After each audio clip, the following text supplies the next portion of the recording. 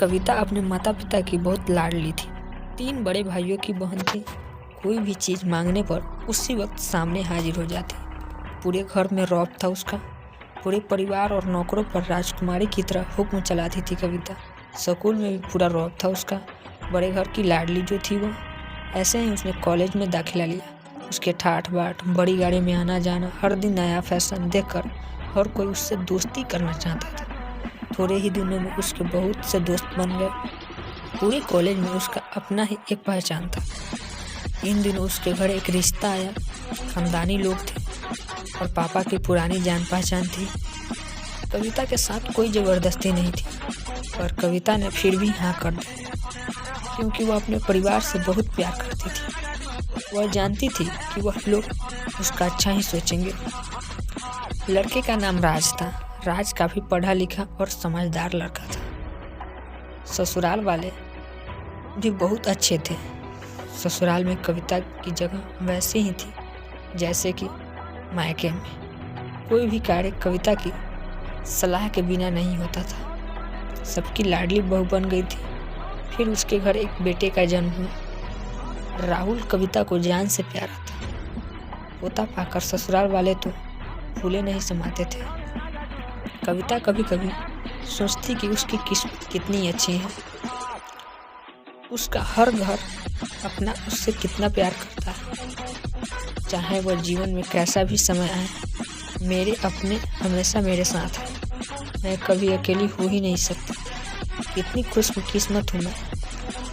पर शायद कविता की खुशियों को उसकी अपनी नज़र लग गई। एक दिन वो मायके जाने की जिद कर बैठी। राज को बहुत काम था, लेकिन वह फिर भी उसे ले गया। रास्ते में उसकी गाड़ी अन्य गाड़ी से टकरा गई। कविता, राज और राहुल बहुत बुरी तरह से जख्मी हो गए। काफ़ी दिनों के इलाज के बाद राज और राहुल तो ठीक हो गए, लेकिन कविता पूरी तरह से ठीक ना हो सकी। सर पर चोट लगने के कारण वह अपनी आंखों की रोशनी खो बैठी। अब कविता की किस्मत जैसे उल्टे पांव चलने लगे। मायके वाले कुछ दिनों तक उससे मिलने आते रहे, फिर कभी कभार फ़ोन ही करके पूछ लेते कि अब कैसी है वो। धीरे धीरे ये सिलसिला भी कम हो गया।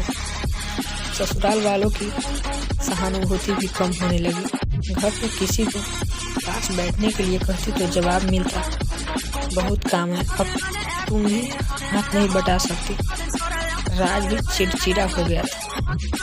बस राहुल ही था उसके साथ, जिसके साथ हंसते खेलते उसका वक्त गुजरता। एक दिन कविता के हाथ से कुछ सामान गिर गया, जिसकी वजह से राहुल को हल्की सी चोट आ गई। कविता के सास ससुर ने राहुल को उससे अलग कर दिया कि कहीं उसके ना देखने की वजह से बच्चे का कोई नुकसान ना हो जाए। कविता अंदर से टूट चुकी थी। एक दिन उसके सबके सामने मायके जाने की इच्छा रखी तो राज ने उसे तुरंत मायके छोड़ाया, जैसे कि वह भी यही चाहता था। लेकिन राहुल को उसके साथ नहीं भेजा गया। कविता कभी राहुल से दूर नहीं रहती थी, पर अपनी कमी के कारण उससे ज़्यादा बहस नहीं की। कविता को लगा कि वह 3-4 दिन वहाँ रहेगी तो थोड़ा हवा पानी बदल जाएगा, क्योंकि वह कितने दिनों से कभी बाहर नहीं गई थी।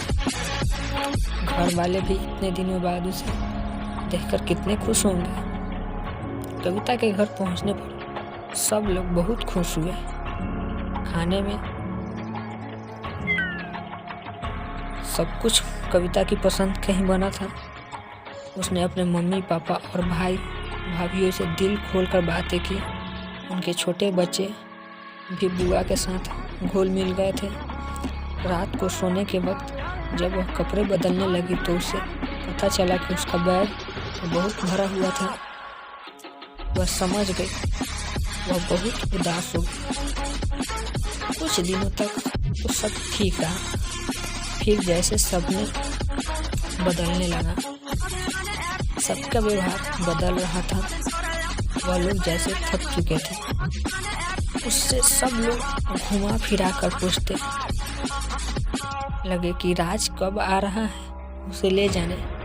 वह बहाना बना देती, जबकि वह जानती थी कि उस घर में अब उसके लिए कोई जगह नहीं।